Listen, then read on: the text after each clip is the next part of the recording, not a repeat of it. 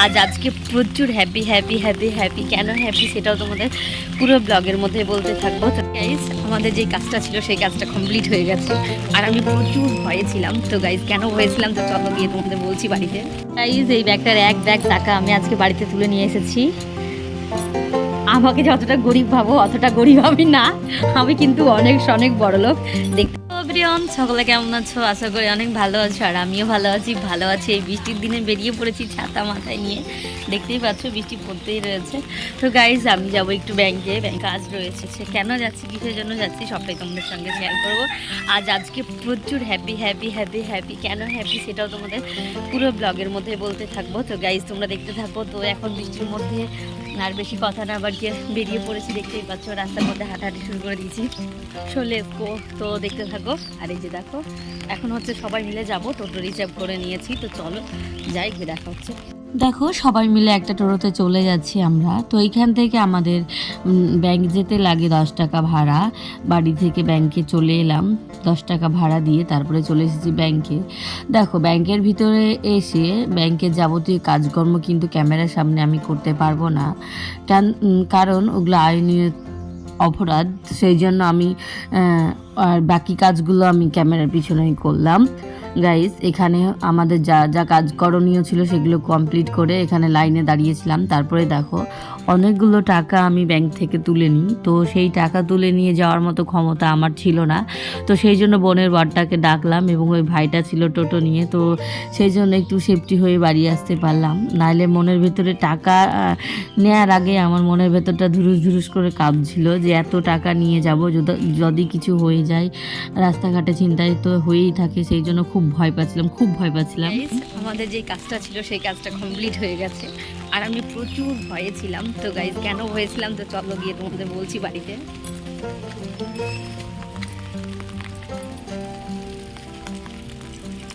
Guys এই ব্যাগটার এক ব্যাগ টাকা আমি আজকে বাড়িতে তুলে নিয়ে এসেছি।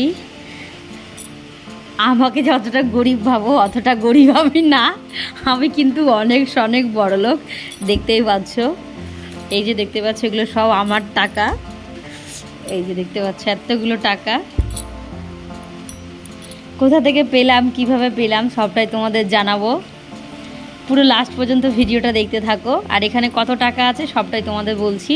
চলো হিসাব করি কত টাকা আছে। বাড়ি এসে যখন টাকাটা বিছানার উপরে রাখি সব, তো তখন মেয়ে বলছে, মা জীবনে আমি প্রথম এতগুলো টাকা একসঙ্গে দেখলাম।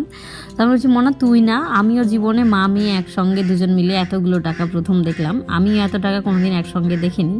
ওই ব্যাংকে গেছিলাম কাজের সূত্রে, তখনই হয়তো ব্যাংকের ম্যানেজার বা কোনো কিছু টাকা ওই গোনাগুনি করছিল, ওটাই দেখা, কিন্তু কত টাকা একসঙ্গে ছিল সেটা তো আর জানা ছিল না। তো গাইজ আজকে ফার্স্ট এত টাকা দেখলাম। গাইজ দাঁড়াও, ভিডিওটা এখনও শেষ হয়নি। যারা আমার নতুন বন্ধু রয়েছে তারা প্লিজ চ্যানেলটা আমার সাবস্ক্রাইব করে দিও, পাশে থাকা বেল আইকনটা প্রেস করে দিও, নোটিফিকেশন অন করে দিও, তাহলে ভিডিওগুলো তোমাদের কাছে পৌঁছে যাবে। গাইজ যাই হোক, এখন হচ্ছে টাকার প্রসঙ্গ ছাড়লাম, টাকার প্রসঙ্গ পরে আসছি। তো আজকে প্রচুর বৃষ্টি হচ্ছে। তো মাসি রয়েছে বাড়িতে, মাসিকে বললাম বৃষ্টি যখন হয়েছে তো সন্ধ্যাবেলায় কাঞ্চি কিছু খাবো। তো মাসি বললো চলো তাহলে চাউমিন করি। তো গাইস চাউমিনের প্যাকেট আমাদের আগে থেকে এনে রাখা ছিল, শুধু ছিল না শশাটা যেহেতু আজকে এসেছে সেই জন্য আরও ইচ্ছে হচ্ছে চাউমিনটা খাওয়ার জন্য। তো গাইস দেখো এদিকে গাজর, শশা, পেঁয়াজ ভালোভাবে কুচিয়ে নিচ্ছে, লঙ্কা সব কিছু কুচিয়ে নিচ্ছে মাসি।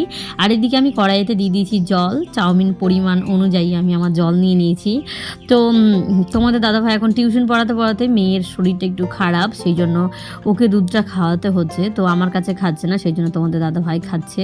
আর এদিকে মা বসে বসে মুড়ি খাচ্ছে। তো গাইস সন্ধ্যাবেলায় টিফিনের জন্য এখন আমরা বানিয়ে নিচ্ছি মাসি এবং আমি, মানে আমি দিদির মেয়েকে মাসিই বলি, ছোট থেকে আমি পেলে পুষে মানুষ করলাম। মানে ছোটোবেলায় আমার কাছেই থাকতো বেশিরভাগ, এখন বড় হয়ে গেছে, এখন বাবা কাছেই বেশি থাকে, মা কাছে থাকে, আমাদের এখানে থাকে না। আর আমার বিয়ে হয়ে যাওয়ার পরে আরও একটু কমে গেছে আসা যাওয়া, কারণ মাসি সেরকমভাবে আসে কিন্তু সেরকমভাবে থাকা হয় না। এবার এইচএস দিয়ে এসে এই প্রথম এতদিন ধরে থাকলো।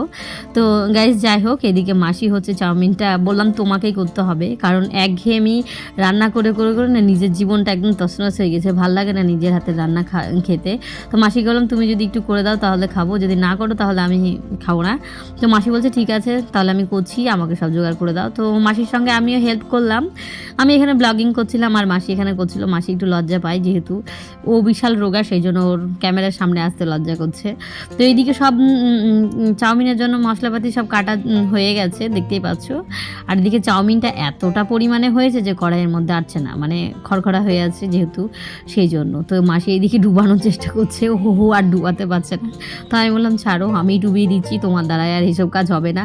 তো গাইস যাই হোক, ভালোভাবে ডুবিয়ে একটু সেদ্ধ হয়ে গেছে, জলটাও মরে গেছে। এবার হচ্ছে জলটা ছেঁকে নিয়ে তারপরে চাউমিনটা হচ্ছে রান্না করব। তো চাউমিনের রান্না করারও কিছু টিপস রয়েছে, সেই টিপসগুলো যদি তোমরা মেনে চলো তাহলে একদম ঝরঝরা নরম চাউমিন হবে। এই যে দেখতে পাচ্ছ চাউমিনটাকে ঢালার পর কিন্তু আমি ঠান্ডা জল ঢেলে দিয়েছি, কারণ এই ঠান্ডা জলটা যদি উপর থেকে দিয়ে দিই না তাহলে একটার পর একটা গায়ে লেগে যাবে না, এবং নাড়ার সময়তেও আমার অসুবিধা হবে না এই ঠান্ডা জলটা দেওয়ার জন্য। তো এরকমভাবে চাউমিন তোমরা সেদ্ধ করে ছেঁকে নেবে, তারপরে এরকম জল দিয়ে ঠান্ডা করে নেবে। দেখবে যখন তুমি হচ্ছে রান্না করবে চাউমিনটা তখন কড়াইতে লেগে লেগে যাবে না, এবং একটার সঙ্গে একটা চাউমিন গায়ে গায়ে লেগে থাকবে না, একদম ঝরঝরা হবে। আর এদিকে নিয়ে নিয়েছি 4টে এগ, যেহেতু পোলট্রি মুরগি নিয়ে নিয়েছি, পোলট্রি মুরগি ডিম নিয়ে নিয়েছি, মুরগি না সরি। আর এদিকে ডিমটা ফাটাতে গিয়ে মাসির কষ্ট হচ্ছিল, ফাটাতে পারছে না। তো এদিকে আমি বাঁ হাতে ফুটুস ফুটুস করে ডিমটা ফাটিয়ে ফাটিয়ে দিলাম। আর এদিকে মাসি চেষ্টা করলো যে আমি একবার একটা ডিম ফাটাবো, তো সেই জন্য মাসি চেষ্টা করে একটা ডিম ফাটাতে পেরেছে। খুব কষ্ট হচ্ছে ডিমটা ফাটাতে, গায়ে শক্তি নেই একদম, দেখতেই পাচ্ছ। তো এদিকে অনেকগুলো ডিম একসঙ্গে ভুজিয়া করে নিচ্ছি, চাউমিনে দিব সেই জন্য। তো কার কার চাউমিন খেতে ভালো লাগে অবশ্যই কমেন্ট করে জানাও। তো আজকে আমার কি সৌভাগ্য, আজকে আমি মাসির হাতের রান্না খাবো। নিজে নিজে রান্না করে করে খেতে খেতে না মুখে যেন একদম চড়া পড়ে গেছে। তো এইদিকে মাসি সব স্বাদ অনুযায়ী সব লবণ এবং সব কিছু দিয়ে দিচ্ছে। এরকম ছোটোখাটো একটা মাসি থাকলে মাঝে মাঝে রান্না করা খেতে গেলে খুব আনন্দ হয়। এই এমনভাবে কড়াইটা নাচে, কড়াইটা উল্টিয়েই যাচ্ছে। তো যাই হোক, একদম ডিমটাকে ভুজিয়া করতে গিয়ে কী অবস্থা করেছে, কড়াইয়ে লাগিয়ে দিয়েছে, ভালো মতো নাড়তে পারছে না।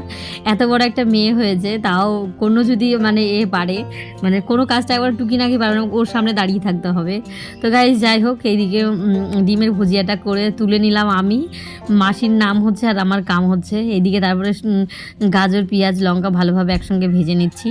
তারপরে দেখো দিয়ে দিয়েছি চাউমিনটা, এবং চাউমিনের মশলাটা কেটে নিয়েছি। আমি না ব্লগিং করতে করতে ভুলে যাই, হাফ ছাড়া আমার ব্লগিং হয়ে যায়। তো ব্লগিং করতে করতে যখন নিজে কাজে মগ্ন হয়ে যায় তখন ব্লগিংটা আমি ভুলে যাই। তো এরকম তোমরা আমার ব্লগে পেয়েই থাকবে হাফ ছাড়া ব্লগিং। পুরো ফুল ভিডিও বা রেসিপি যদি দেখতে চাও, আমার অনেক দিন আগেকার ভিডিও শীতের সময় ছাড়া আছে, তোমরা গিয়ে দেখে নিও, খুঁজে একটু কষ্ট করে দেখে নিও, নাহলে আমি ডেসক্রিপশন বক্সে চাউমিনের লিঙ্কটা দিয়ে দেবো, তোমাদের দেখে নিও গিয়ে। তো গাইস যাই হোক, এদিকে আমার চাউমিনটা হয়ে গেলেই আমরা হচ্ছে সবাই মিলে খুব মজা করে চাউমিনটা খাবো। সবাই এক্সাইটেড হয়ে আছে যে মাসির হাতে চাউমিন খাবে। তো আমি এইদিকে আমার মাসিকে কষ্ট হচ্ছে নাড়তে, তো সেই জন্য মাসি রাগ করে ছেড়ে ছুটে পালিয়ে গেছে। এইদিকে আমি চাউমিনটা কমপ্লিট করে নামালাম, যেহেতু মাসিরই নাম হবে, যেহেতু মাসি করেছে। তো এখানে আমরা খুব মজা করছিলাম এবং খুব হাসাহাসি করছিলাম গাইজ। যাই হোক, মানে সবাই একসঙ্গে থাকলে দেখবে খুব মজা এবং খুব আনন্দ হয়। আর সব জিনিস ভাগ করে খেলে অল্প অল্প পেলেও স্বাদটা যেন দ্বিগুণ হয়ে যায়। তো যাই হোক, এদিকে আমার চাউমিনটা কমপ্লিট হয়ে গেছে, এদিকে প্লেটও রেডি হয়ে গেছে। মাসিকে বলছে আগে আমাকে দাও শুকনো ড্রাই, ও ড্রাই খাবে, সস দিয়ে খাবে না। তো আমি এখানে ভুল করে আবার সস দিয়ে দিয়েছি চাউমিনে, তার জন্য আবার বেছে বেছে খাচ্ছে, দেখো কীভাবে। তো নিজে না খেয়ে আগে আমার মুখে ঠুসে পড়েছে। তো যাই হোক, এইদিকে আমাদের চাউমিন খাওয়া কমপ্লিট হয়ে গেছে। আর এদিকে তোমাদেরকে বলেছিলাম যে কিসের টাকা, এতগুলো টাকা, 6-7 লাখ টাকা কেন, কোথা থেকে পেলাম, তো সবটা তোমাদেরকে বলবো। দেখতেই পাচ্ছ আমাদের রয়েছে স্বয়ম্বর গোষ্ঠী। তোমরা ভেবে নিয়েছো নাকি যে ওটা আমার পার্সোনালি টাকা? কখনোই না, অত টাকা আমার নেই, এবং অত টাকা আমি একসঙ্গে চোখেও দেখিনি কোনোদিন, আজকে প্রথম দেখলাম। আর অত টাকা আমাদের সেরকম ইনকামও নেই, একটা ইনকাম থেকে সংসার সব কিছু যাবতীয় সব কিছু চলে, আর অত টাকা গুছাতেও পারবো না কোনোদিন, আর চোখেও দেখতে পারবো না।